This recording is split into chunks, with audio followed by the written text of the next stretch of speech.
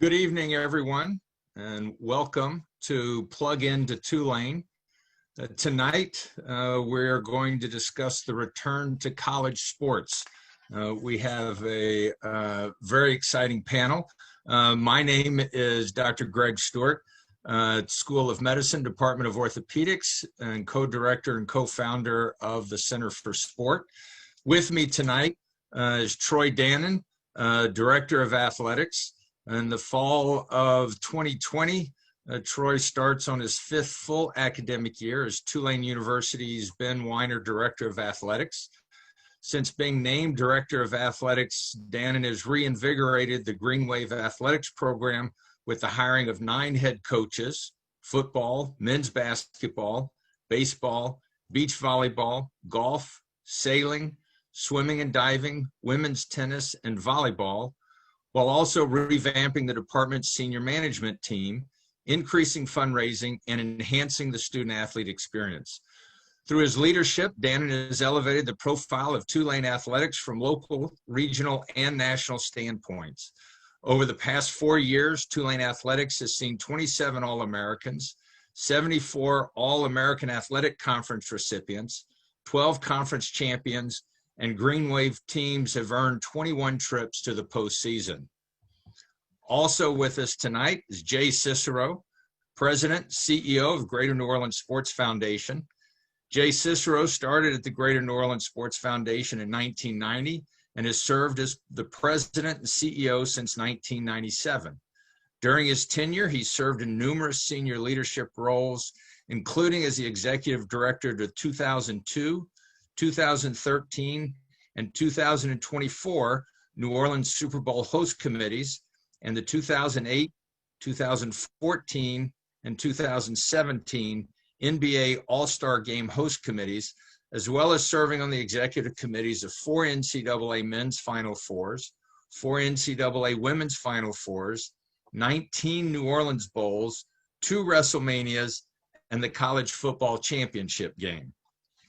Also tonight, Ncaa, who is the Senior Deputy Director of Athletics for Administration, Legal Affairs, and Chief of Staff at Duke University.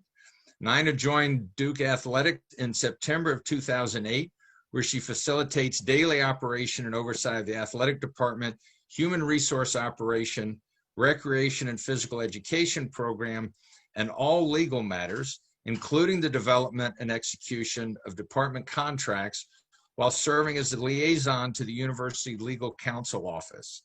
She leads the Senior Staff and Sports Administrator Group, which is responsible for administration of Duke's 27 varsity sports, while assisting with oversight and planning for special projects within Duke Athletics and in collaboration with the University Administration. She's currently Vice Chair of the NCAA Division I Women's Basketball Committee, and will serve as chair for the 2020-2021 season. She received her bachelor's degree in accountancy from the University of Notre Dame and her Juris Doctor degree from Tulane Law School. Also with us, Christy Thomaskutty, women's basketball analyst for ESPN and the SEC Network. She's worked as a women's basketball analyst for ESPN and the SEC Network since 2017. She began her coaching career as an assistant coach at the Division I level, 5 at Illinois State University and 1 at St. Louis University. She then served as head women's basketball coach at Emory University for 14 years. She played college basketball at Tulane. Thank goodness they don't have when you graduated, Christy, because I was there then, where she graduated magna cum laude, Bachelor of Science in Management from Tulane's A.B. Freeman School of Business, while leading her team to consecutive NCAA tournament bids. She later earned her master's degree, MBA, from Illinois State. Also with us tonight, Coach Ron Hunter, head coach of the men's basketball team at Tulane University. He was introduced as the head coach on March 26, 2019, and is the winningest coach ever hired to lead the Green Wave. In his 26 years as men's college basketball head coach, he's guided his teams to 457 wins. He's led his teams to the NCAA tournament in 3 of the last 6 seasons, while producing 20 or more wins in 6 of the last 9. He's also been voted Conference Coach of the Year by his peers 3 times. Additionally, he's produced 2 NBA first-round draft picks, including 11-year NBA veteran George Hill and his son, RJ. A servant to his community, he received the 2018 Gene Bartow Award for his outstanding achievement and contributions to the game of basketball. In working with his charity, Samaritan's Feet, he's provided more than 7 million shoes for children in need all over the world. So welcome to our panel. And at this point, I'd like to also introduce Gabe Feldman, the sports law guy from the Tulane University School of Law, and my co-founder and co-director of the Center for Sport. Gabe? Thanks, Greg, and welcome everyone. It's good to see a lot of familiar names in the participant list, and it's also great to see all the panelists we have together. I've become good friends with many of them, and some are becoming new good friends, and we've got a great group. And what I'm going to do is kick things off with some questions directed towards each one of the panelists, but I'd love for the audience to ask questions through the chat function, and then I can throw some out there to the speakers as well. And feel free to ask them starting now in the chat room, and then we can go ahead and intersperse those throughout the evening. And I want to start with Greg, with Dr. Stewart. And for those of you who have been on webinars before with Greg and me, or have just heard us talk before, you'll know that we sort of act like third graders around each other. We make fun of each other and we call each other names. And it's because I think we admire and respect each other so much. At least that's why I do it. He may not, but that's why I do it. And I rarely take the time to say anything sincerely nice about him, but I'm going to take the time now to do it, because as everybody knows, we are in unprecedented and scary times, and the people who are helping us navigate these scary times are the doctors, and they're the ones we have to trust, and they're the ones who we're putting our hands in. We're putting our safety in their hands, and we're putting the safety of our children, of our students, of our family members in their hands. And there's nobody I trust more, and maybe this says more about me than Greg, but there's nobody I trust more than Dr. Stewart for this role. And he has spent his entire career focused on helping college athletes and looking after their safety, their health and welfare. And it's almost as if he's been preparing his whole career for this moment in time, to be able to guide the coaches, guide the athletic department, and protect our athletes. So we are in good hands, and thank you, Greg, for all that you've done. And I've started breaking out in hives from being nice to you for about a full minute there. So, but let me ask you the first question. And just one other point. He's been recognized for the service he's provided to Tulane, because he is one of the newest entrants into the Tulane Athletics Hall of Fame. And I think he's probably the first medical professional to be in the Tulane Athletics Hall of Fame. And it's a testament to what he's meant to Tulane and Tulane athletics.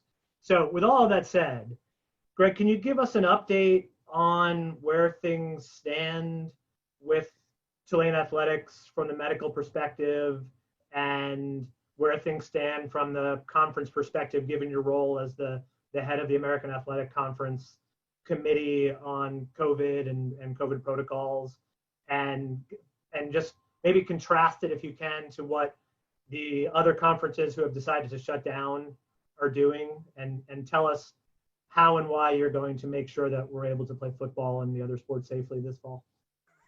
No pressure.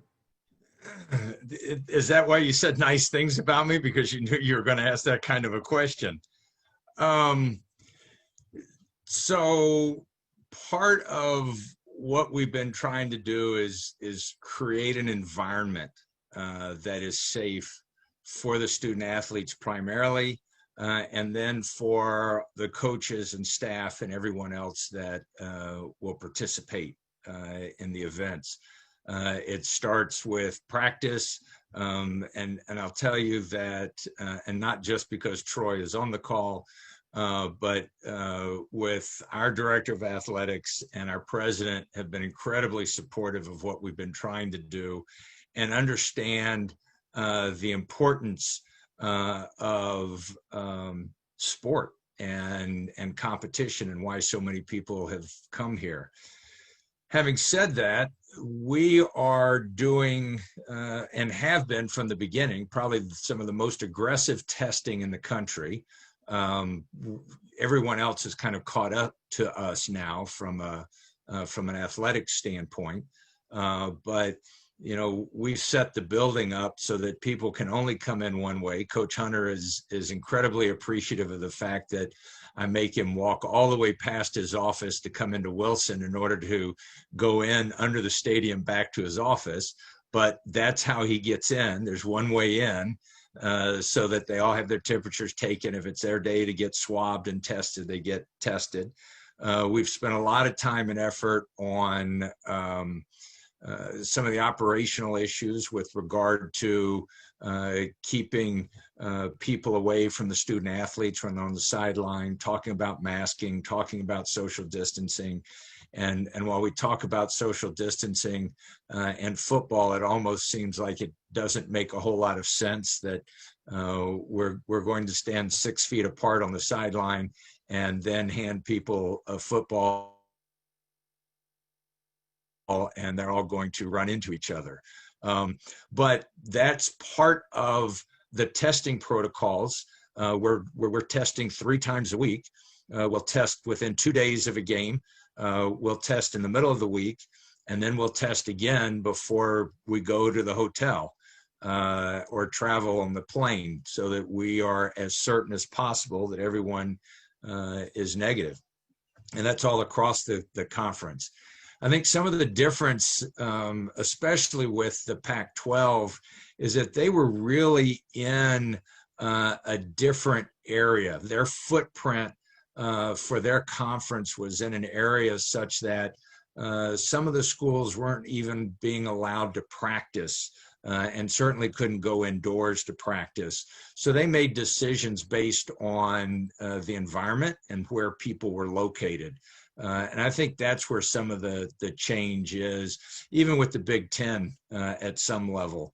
And then the other conferences are all testing 3 times a week. The protocols are very similar, and doing everything we can to keep everyone safe. So you guarantee it? Is that, I'm sorry, you broke out at the end there. I couldn't, you do guarantee.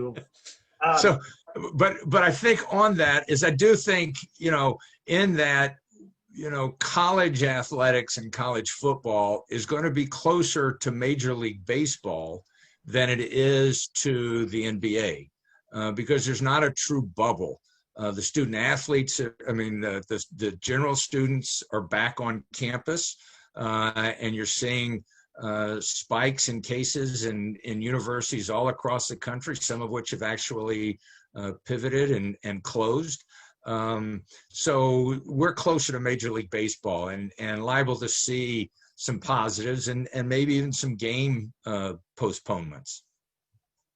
Okay, thanks, Greg. And let me shift over to Troy to talk about your experience from the AD chair and having to navigate the medical advice from folks like Greg and watching other conferences shut down and other conferences, and we'll get to one of those other conferences in a second with Ncaa, continue to move forward, and how you are making the decision and how much of the decision is on you versus the president versus the conference versus any other decision makers in the room.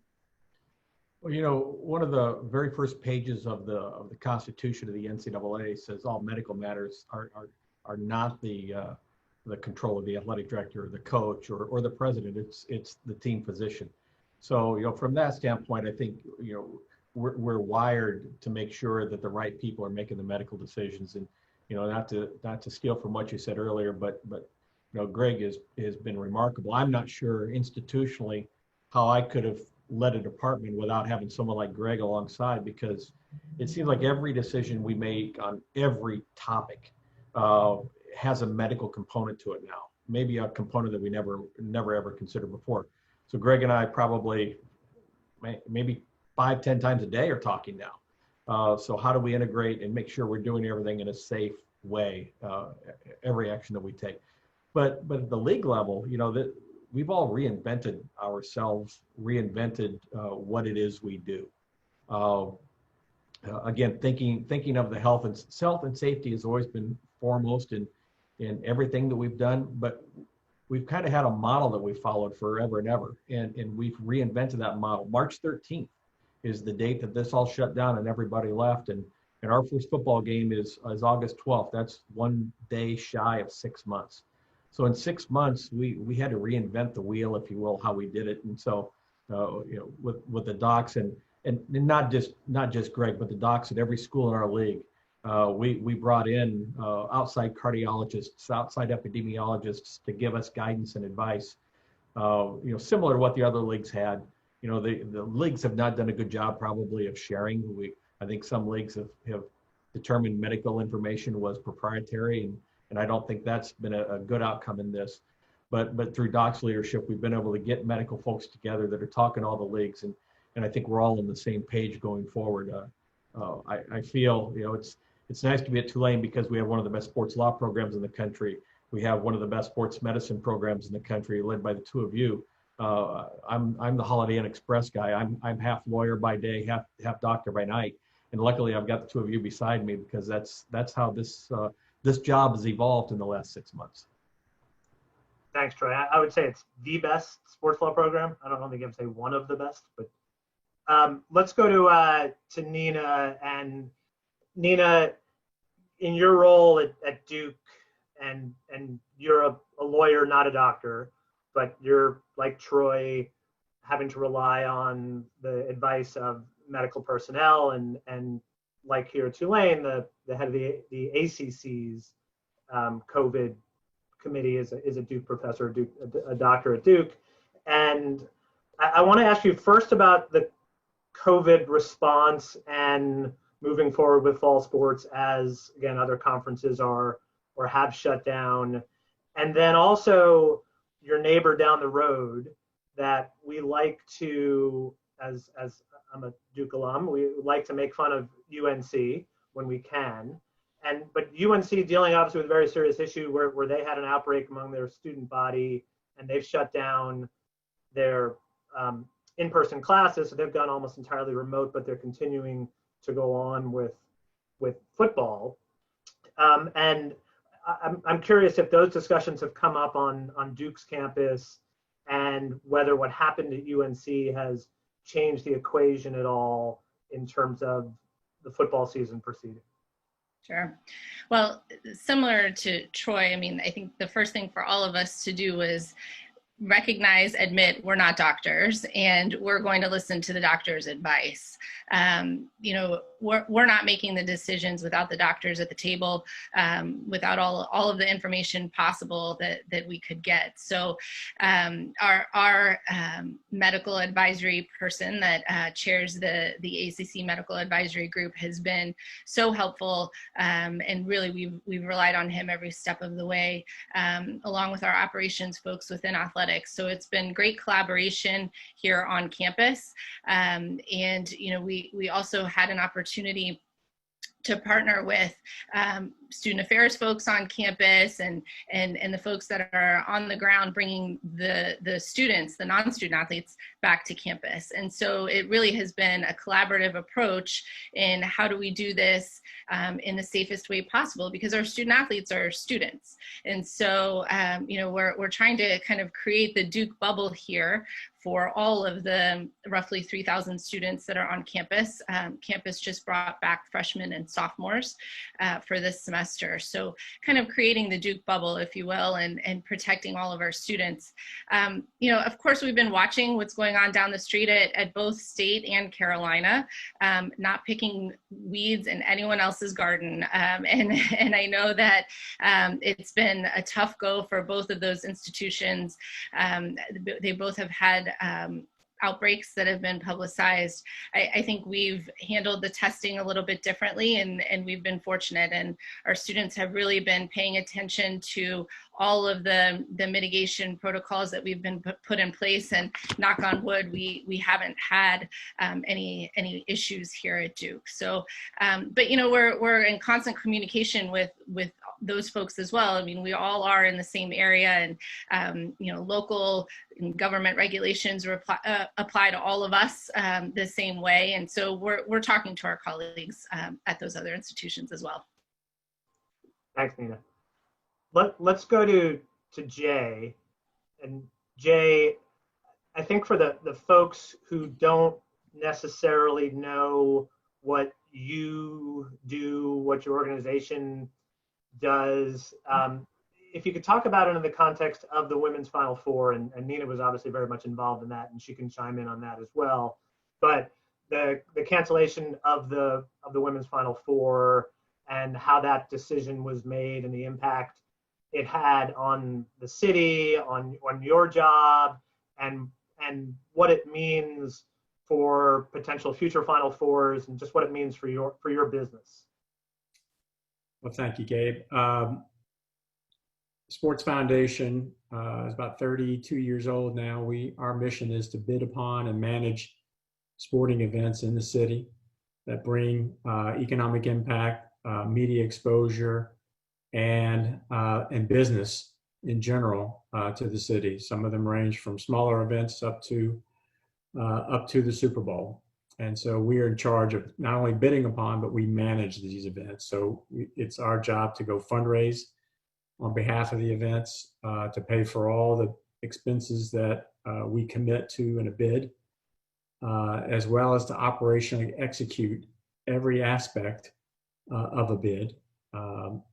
And so you asked about the women's Final Four cancellation, and Nina and her group, we work very closely with our staff and the staff at Tulane and UNO and the Sugar Bowl as co-hosts for the women's Final Four. It would have been our fourth women's Final Four here in New Orleans, which would have been a record. Nina, you can take back that we hope to get that record sometime soon, although you guys are bid out pretty far out now. But you know, the cancellation of the event, which you know was on the Ncaa, it really wasn't something that was a local decision at the time. I think cost the city about $50 million, the city and state about a $50 million economic impact, plus all the media exposure associated with it through the live broadcasts on ESPN, the coaches convention, the fans, family, traveling, all the support groups, the sponsors that love to come to New Orleans. So you know, it was a blow. There's no doubt. And it was the right thing to do, obviously, but you know, it was a difficult time, and it happened so quickly. We were really you know, monitoring the situation, and you know, one day, I think on the 12th of March, we were all go, and on the 13th of March, we were shut down, and it was just an incredible time period to really be flexible and not knowing what to do as far as events are concerned, as far as what are we planning for. We've been planning a year and a half for that event. What are we going to execute? What are we not going to execute? Trying to take into account that the event could be canceled. You know, unfortunately, cancellation insurance for the Ncaa, and we didn't have any for the host committee, did not recoup our expenses that were involved with it. So that's something we're looking into for the men's Final Four, which we have for 2022, and obviously for the Super Bowl in 2024. But you know, on a business level, we host and manage events, and that's what we do. And we partner with Tulane. We partner with the Saints and the Pelicans, and we partner with other groups around the city to execute everything associated with these with these bids and with the events. So kind of the glue in the middle that is involved in every one of these events that makes that happen. But the cancellation of that event was a blow. I can't lie to you. Understandable that it happened, but it was a shock to us all, and we had hoped to execute everything that we've been planning, and hopefully put ourselves back on the map for hosting a fifth women's Final Four sometime in the future. So hopefully we'll get that fourth.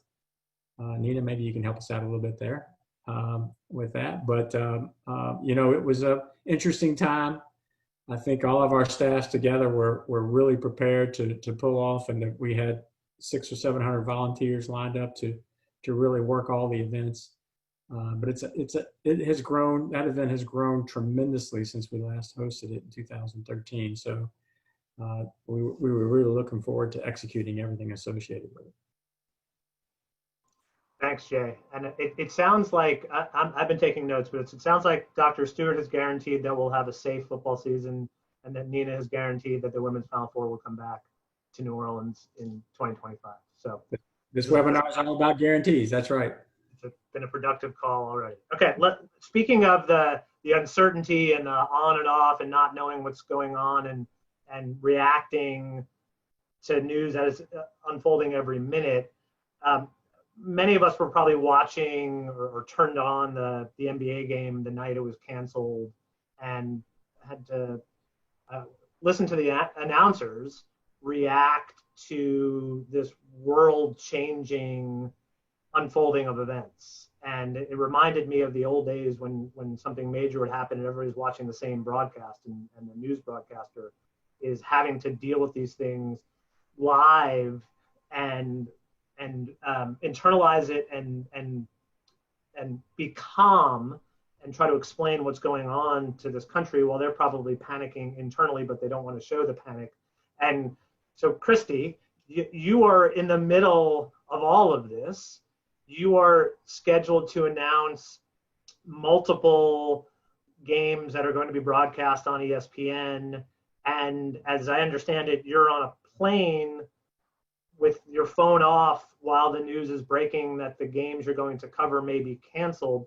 So can you talk a little bit about how you handle that as an announcer, and particularly given all of the sort of with the NBA, they got to control everything. When the NBA shut down, the NBA shut down. In college, some conferences were shutting down, others were going forward. There were tournaments that were being held while others were being shut down. And you were announcing multiple ones of those. So can you talk a little bit about how you got that information, and then how you were preparing to talk about it on air, as you're also, again, trying to figure out what it means for you and your safety and flying and being in an arena? Oh, you're on mute, so let me. Oh, here we go. Troy mentioned earlier the last time he was at a sporting event was with me at the American Conference Championship. And I called that championship on Monday night, flying home early on Tuesday, and that's when the Ivy League canceled their tournament. And I was scheduled to land and pretty much hop on another flight to head to Boston to call that championship. And so with that announcement, I'm like probably everyone else in the country. I'm glued to my phone and Twitter to get every live update, watching SEC Network, ACC Network, because they're in the midst of their conference tournaments at the time. And I remember going to bed that night after the NBA canceled, and this is obviously before the NCAA canceled the tournament, but just in that moment, I was like, if the NBA can't do it, there's no way we can expose our student athletes to this, what might be or what might not be. And so I was a fan probably as much as anyone was during those couple of days, just waiting for that information to come out, because like even my boss didn't know. I mean, from an ESPN perspective, we're waiting for the NCAA to tell us, is there going to be a tournament or not? And so you just kind of saw, unfortunately, the dominoes fall and all sports get canceled. And what are the discussions, and then I'm going to go to coach in a second, your coach as well, if you're both coaches, but what have been the discussions in terms of the upcoming season from the ESPN, from the broadcaster perspective? Well, I think in terms of the way we've always done sports, it's going to be a thing in the past, at least in the foreseeable future. I think what you've seen a lot with the Korean Baseball League is what you're probably going to see, except for those A-team announcing, the Herb Street or the Recca Lobo crews who may be able to go on site and call a game. For the rest of us, I think I speak for the majority of my ESPN colleagues across all sports, we're now going to be calling games from our homes, or we're going to go and do a Remy. I live in Charlotte. I can go to the office here and call games from there. But going to schools is a thing in the past, at least for the foreseeable future, until there's a vaccine. You won't be seeing myself and my colleagues come on campus to call games. Games will still get called. And I think that's one of the things through all of these challenges, we've seen the growth of innovation. I mean, I had never heard of Zoom before March, and now it's a daily occurrence. And so I will be sitting where I am now with a number of monitors and calling games. And that's where we're at now. I mean, the good news is there will be games to call. The bad news is, from my perspective, I love being courtside. I love having that experience with the athletes, with the coaches. But hey, I just want athletics to come back. I'll call a game in any capacity right now. Yeah, thank you, Christy. All right, so Coach Hunter, and the reason I did it in this order is because it's tough to follow the professional broadcaster and Coach Hunter, so I wanted them to go at the end. But Coach, the conversation understandably has been primarily about the return of college football, and given that it's set to start next week, or it actually has started in other conferences, and it is a contact sport more so than basketball. But the basketball conversation, obviously for you, has already begun, and you've been talking about it for a while. And I think the rest of the country will start talking about it soon. And this ties into a couple of the questions that were asked in the comments. But can you tell us a little bit about how you're preparing for the season and what you think that season is going to look like, and the way that you're running practices, and just how everything is different now than it was this time last year? Well, it is different, especially, with just basically taking over a program and trying to get it going. You guys keep talking about that March 12th. I remember sitting in a hotel. We were going to play UConn at 1:00. And man, I had the best pregame speech ready to go. And I thought this was going to get us to win this game. And I was fired up. And next thing you know, I get a call from my athletic director, Troy, telling me that, hey, you may want to come downstairs. I don't think we're going to play. And so I still haven't used that speech yet. I tried to use it on my wife, but she wasn't going for it. So that's the last time I was with that team. And 3 hours later, we're on a plane back to New Orleans. And, fast forward to now where we are now, and still the uncertainty of knowing when we're going to play again. It's tough. I've been coaching for over 30 years, and nothing can kind of prepare you for this because every day your student athletes will say, hey, coach, we're going to play. Generally they know these are the time frame, here's what we're going to do. And all those things were thrown out from the recruiting aspect of it. There half the guys that we brought in, I didn't even go out to recruit because we didn't get a chance to see them because of COVID. And so all this is really different for a lot of us. But again, I think the most important part of it is that we look at the positive side, and we talked at Tulane especially about, just win the day and be the best team in the pandemic. We keep talking about win the pandemic. We met today with our guys and we practiced, and we just wanted to be really good today, win the pandemic, and whenever we play, we'll be ready. And so we have to just take it daily. I've been, for the most part, you talk about seasons, and one of the things that we just worry about is let's just worry about today. And if you focus on the day, then you don't have to worry about when we're going to play and some of the other issues that come along with that. Because I tell you, with all the things that are going on in our world right now, from the pandemic and social injustice, if you start to think about tomorrow, next week, and next month, you won't get anything accomplished. And so we're just focused on the day, and I think that's what you have to do. But by no means is this easy for the coaches or the student athletes. I think it's very difficult for our student athletes. And I play college basketball. I have no idea how our young people are doing this. Worried about getting tested 3 times a week, walking through different ways, and not being able to take official visits, not being able to go home and really see their parents.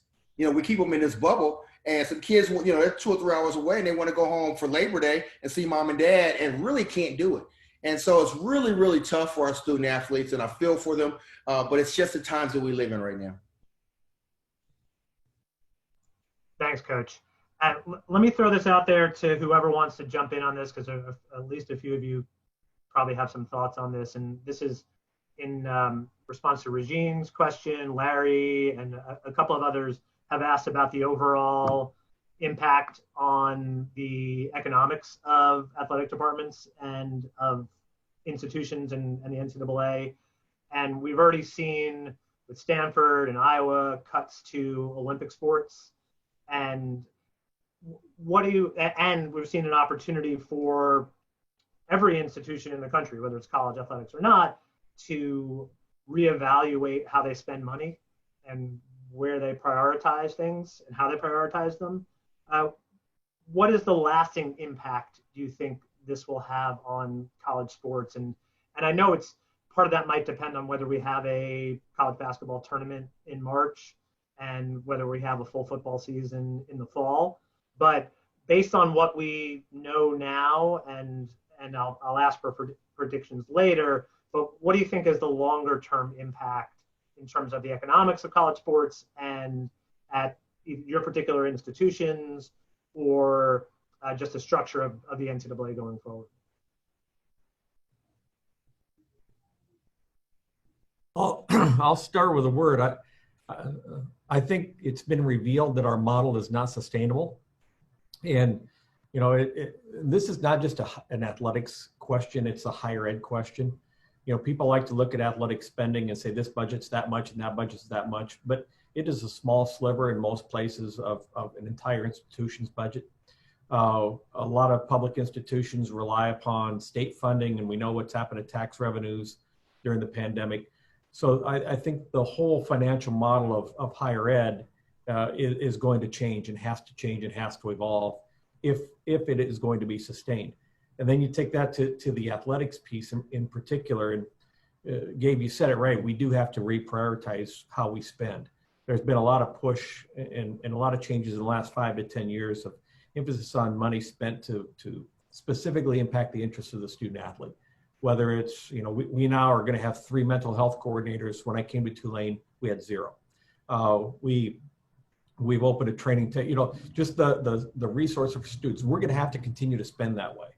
But there are other places maybe that you would say excesses are not going to be sustainable anymore.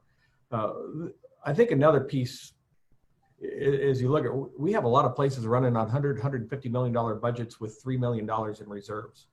And you know, in some ways, this is a business within the educational enterprise. No business in their right mind would ever operate with that type of a financial model. So we have to, if we're going to have spend the magnitude we spend, we have to start running parts of this more like a business than we've run it in the past. I don't know how quickly you'll see some of this happen.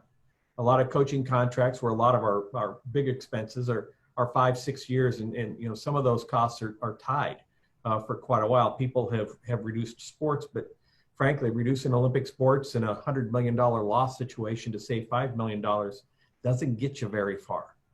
Where I think, and I know I continue to ramble here, but for a lot of schools, the only way to fix the problem right now is going to be to take on additional debt. Schools have taken on a lot of debt to build out infrastructure. They're going to take additional debt on, and the price of that debt's going to be paid for years and years and years going forward.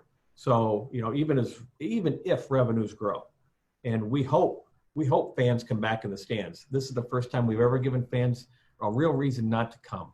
We better hope they come back. We better hope they continue to give.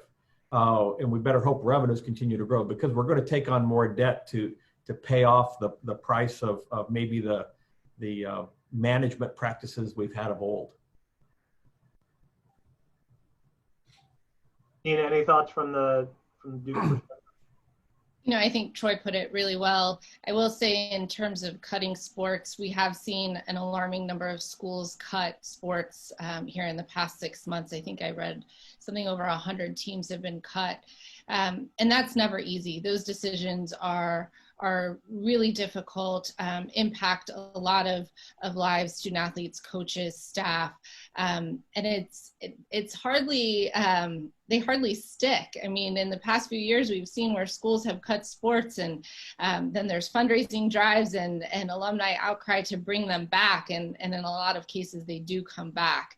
So I think those are really last resort decisions. We are seeing it happen. I also think an unintended consequence of cutting a lot of the Olympic sports is the impact it has on the Olympic movement in our country. A lot of our Team USA athletes come from the college atmosphere, where they've competed as collegiate student athletes. And so, you know, where our institutions provide broad-based sport programming, at Duke we have 27 sports, you know, it's really going to impact, again, Team USA and the Olympic movement. So cutting sports is a scary thought. One other piece to this too, Gabe, I want to add is only 1/3 of the Division I schools play FBS football. And the other 2/3 rely on basically the revenue generated from the NCAA and the men's Final Four and the men's championship. Last year, that was a $750 million loss to the organization. The NCAA's trying to recoup that. I think there was an announcement today that every employee at the NCAA will be furloughed for a period of a month or two, you know, to try to offset that expense. You know, looking forward, if the Final Four were not to occur, and if there would be a similar hit, there are 20 leagues that I don't know how they will operate going forward, because they're so reliant on that money. That the money from the NCAA tournament takes care of all the league office operations. There's no television revenue, there's no media revenue, there's no multimedia revenue. The source of revenue for a lot of those schools is whatever is left over from the NCAA units, and that's very, very important to the whole of the organization. So we are focusing on football, but I think we can all rest assured that every last effort is going to be made to make sure that Final Four happens this year, because it's necessary for the survival of Division I athletics as a whole. But Jay, on that note, New Orleans has acquired or earned the reputation and honor of being able to very quickly take a major event and host it. And I'm thinking of the NBA All-Star Game and how we were able to, or you were able to, I shouldn't say, I don't get credit. You get credit for being able to move it from North Carolina to New Orleans on remarkably short notice. And as we are getting closer to college basketball season, and there's talk, and this is one of the questions mentioned this in the chat, but the possibility of a bubble for college basketball or mini tournaments. And it looks like there may be a need to have regional sites set up where you can host 8, 12, 16, whatever number of schools might be, whether it's over winter break or some other point.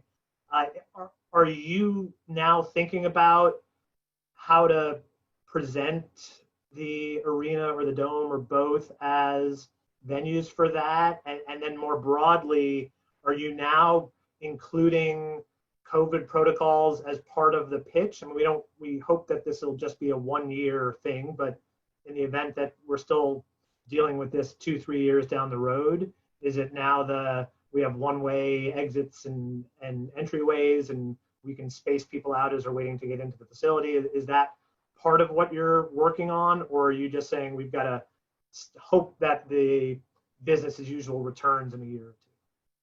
Now, I'll start with the last question first. I think that the national governing bodies of the owners of these events are definitely looking for a plan and some assurance that all health and safety, especially for the athletes, whether or not there's fans attending or not, it's not sure, but athletes and the folks that support the athletes or student athletes is being thought of, and so we're beholden to these national governing bodies. Getting the NBA All-Star Game for 2017 and a quick turnaround was a big feather in the cap of New Orleans and Louisiana to be able to turn that around so quickly.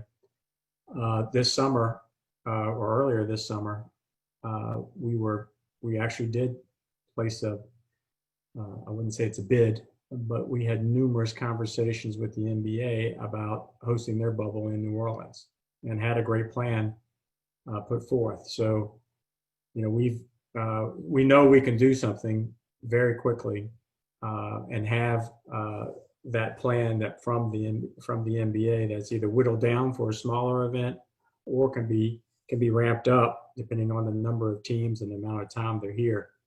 But that event would have been 100 at the time. If it were all 30 teams, it would have been 100 days, approximately 1,000 room nights per night for 100 days. So it's 100,000 room nights in the area. That's, you know, just below a Super Bowl as far as the number of room nights associated with it. It's not Super Bowl rates, but we would have used two facilities, broadcast facilities. One would have been the Smoothie King Center, of course. The other would have been built out in the convention center, and the convention center would have held 8 sets of 2 practice courts, along with weight rooms and training facilities to go along with it. So we were going to use the Hyatt and the Smoothie King Center as one campus, and the Hilton Riverside and the Convention Center as the other campus, and you know, work out the transportation and everything associated with it. The NBA being so familiar with New Orleans, and the NBA All-Star staff for the NBA is the same group that is put together the bubble, responsible for the bubble that is now in Orlando. So, you know, when you have those types of relationships and you've built that trust over the years, it's a lot easier to make a call, and they understand that, you know, you're going to take care of them and think about their needs, the athletes' needs, and the needs of the media and everyone else. So we were in those conversations, and we could easily, you know, dust that plan off and adjust it for the NCAA or others. And, you know, just today we were talking about that same very subject. And so, you know, we will be exploring every opportunity possible to bring events to New Orleans.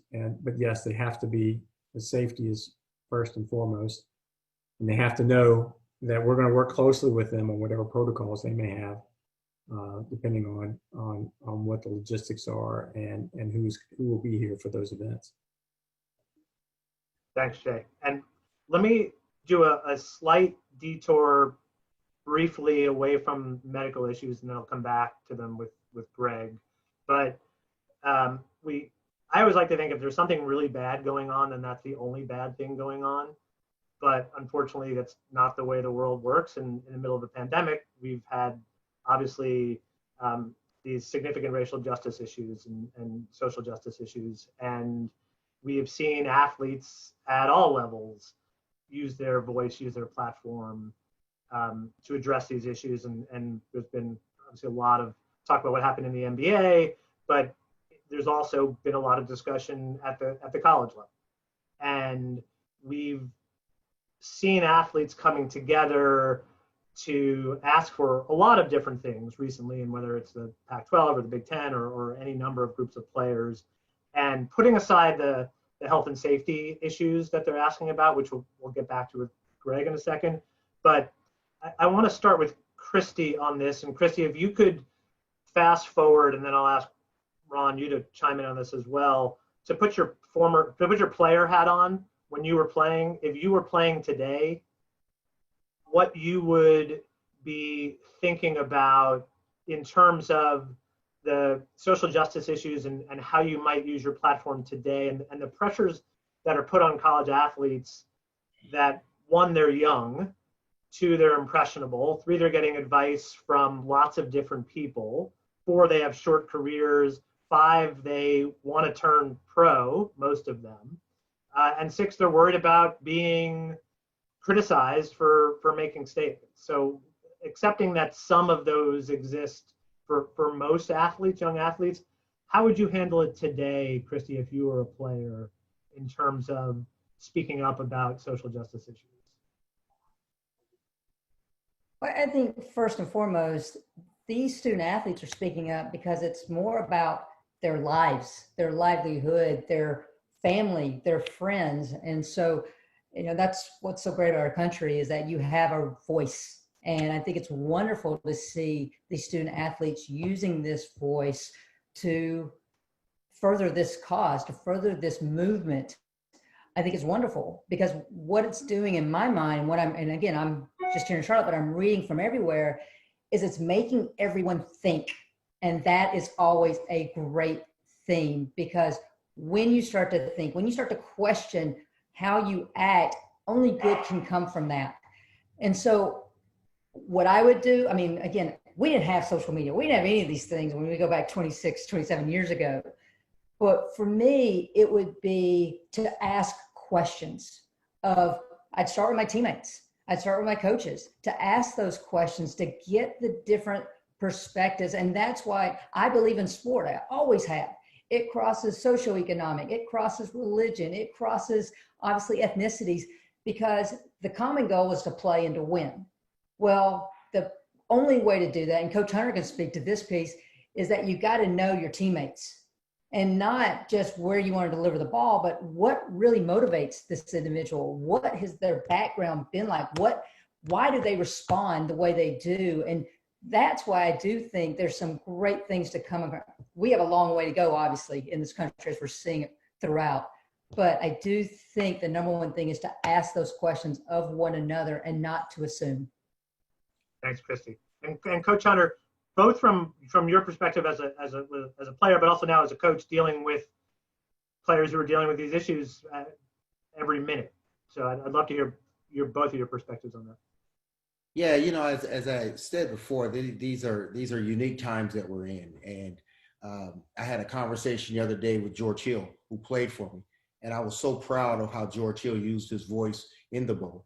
And again, as his former coach, as I told him, probably more proud of him during that than anything he's done with basketball. Because part of the problem is that I've been around for so long that this has worn me out. I've been tired of talking about the same thing. I was born in 1964. And to hear we're having the same issues that we had in 64, 68, 74, 88. And so, but what's getting me through this is our student athletes and and the road that they're taking. And Christy just kind of talked about the initiatives that they've taken. And I'm not sure as a student athlete that I would have been able to do this, because again, with the social media and all the things that they have to deal with. But I have told my players, I've told my former players, I've told my son, I think it's important that we educate ourselves through this.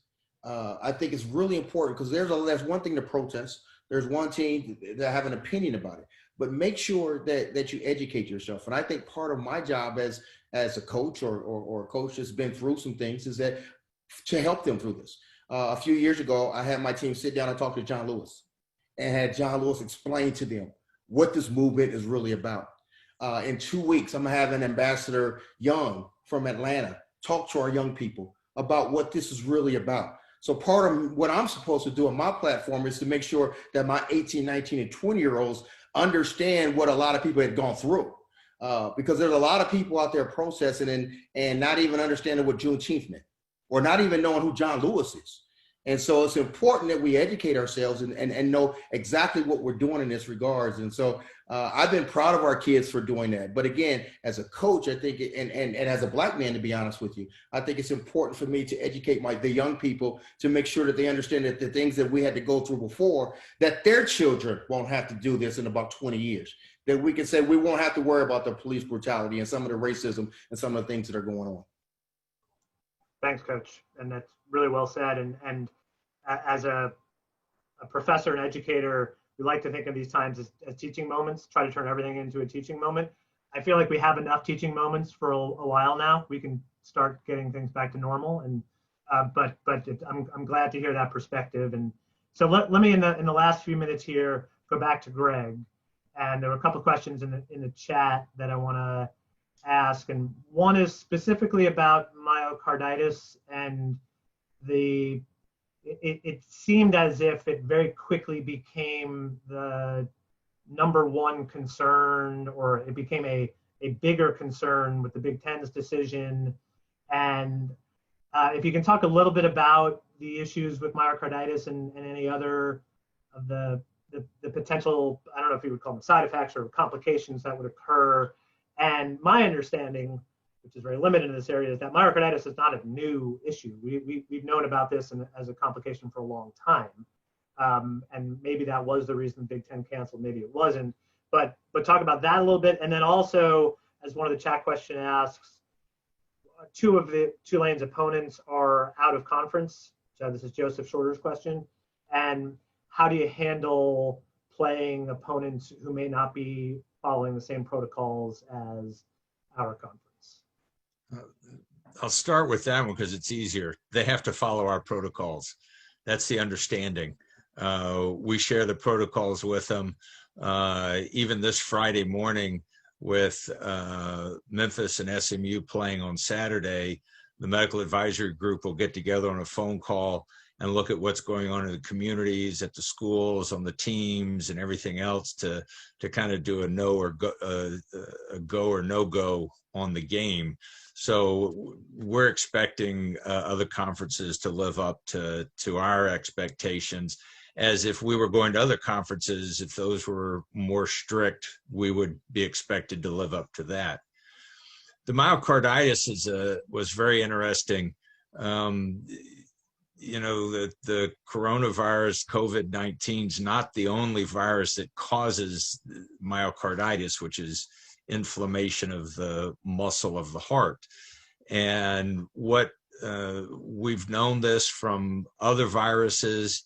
It is a potential complication. We've known it for a long time. The first papers for COVID-19, as you were saying earlier, we shut down in March. We're coming out at the end of April talking about myocarditis as a complication. And in May, there were actually beginning to be protocols with regard to how do we return athletes back to participation. So we had it written into our protocols. We'd been dealing with it and knew it was a potential complication for a long time. And then all of a sudden, like you said, it kind of blew up in the media and kind of became its own thing. It's kind of died down. It's not very common. But anybody who tests positive for the virus is going to go through a special protocol before they're allowed to return to participation. So we did blood work at the very beginning when everyone was coming back, even before they were sick. So we have some baseline on some different areas, including some of the enzymes that look at heart muscle damage. So we repeat those after they come out. So you're in quarantine. So if you get the virus and you're positive, at least 10 days, you're going to be isolated. At the end of that time, you have to have at least 24 to 48 hours with no symptoms before you're allowed out. Once you're allowed out, you're going to come back. We're going to redo the blood work. We're going to do electrocardiogram. We're going to do an echocardiogram. So we're going to look at the electrical activity of the heart and look at how the heart actually functions. If any of that is abnormal, then we'll go to the cardiac MRI and then return to play with that. If they have myocarditis, generally, and with other viruses, they sit for about 6 months. And then you retest them, and by then they're generally fine. So, you know, one of the things that we've noticed with this is that a lot of people potentially have myocarditis and are never evaluated for it.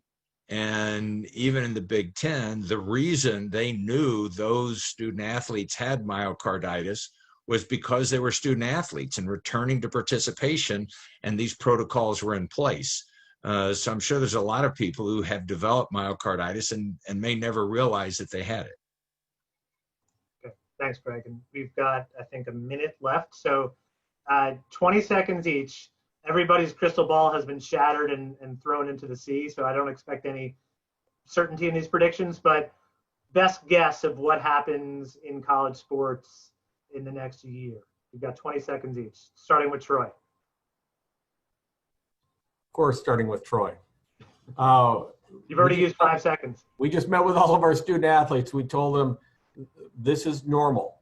The normal that you left March 13th is not going to reappear anytime soon. So get used to the world in which we're living. We're going to wear a mask. We're going to be tested. We're going to do a lot of things that don't seem normal. Find a way to adapt and adjust and thrive through it, because that's what's facing us ahead in the foreseeable future. Thanks. Nina? Stay flexible and nimble. I don't think, as Troy said, this year is not going to look like anything we've ever experienced before. I think we'll have shortened seasons for a lot of sports, and creativity. We'll see a lot of creativity. Christy? I think the way sports were played and the way we call sports is a thing of the past, and it is a matter of be flexible, but most importantly, be safe, but compete. I mean, I think for an athlete, once they step between on the court, on the field, whatever, it's still going to be the same game. Once they step off, it's going to be very different. Jay? I think flexibility is the key. Finding a way to get it done. And I think I admire Coach Hunter and other coaches and their jobs that they have to do now and all the extra responsibility that they have to be able to bring these kids to a point where they can actually compete. And I think if the kids and the athletes, the pro athletes and the college athletes, if they pay attention and they try and do the right thing, I think we've got a shot at making these seasons happen. But you're right, they may be shortened seasons, they may be abbreviated seasons, but getting through a season, I think, would be very important for all of us. Thanks, Jay. Greg? I think that always keeping health and safety at the forefront, but I think sport's too important to not have. The competition, the things that we learned from sport and teamwork. So I think there's, as you see, everyone's going to try and we're going to find a way to be able to compete. Thanks, Greg. And Coach, to finish us off, and I hope your answer includes both that we will have a basketball season and that Tulane will be in the tournament. So go ahead. Oh, you're on mute. You're on mute, Coach. Which is the best way to answer that question? Yes, we will be in the tournament. Yes, it will have a basketball season, but more importantly, the glasses half full. When you wake up every morning, we got to start thinking positive about what's going to happen in our lives. Again, that you woke up in the morning, we're all blessed in that way. Let's not focus on the negative, focus on the positive, whether it's our social injustice, whether it's COVID, but we control that. We control our attitudes. And so let's make sure we stay on a positive field with everything that we do. Thank you, Coach. Perfect note to end on. And thank you to all the panelists. I'm going to turn it over to Greg for some closing comments, but thank you all. This was great. So I guess that means I've got to say something nice about you, Gabe. I want to also thank all of the panelists. This has been very insightful. I'm in the Zoom calls all day trying to figure out a way to play, so it's good to hear everybody else's perspective on all of this. And Gabe, you, as always, great job of moderating. And as much as I hate to say you're a friend, it's good to have you as a good friend. And again, thanks to everybody for joining us this evening. And we look forward to seeing everyone again in the near future. So thanks for attending. And roll wave.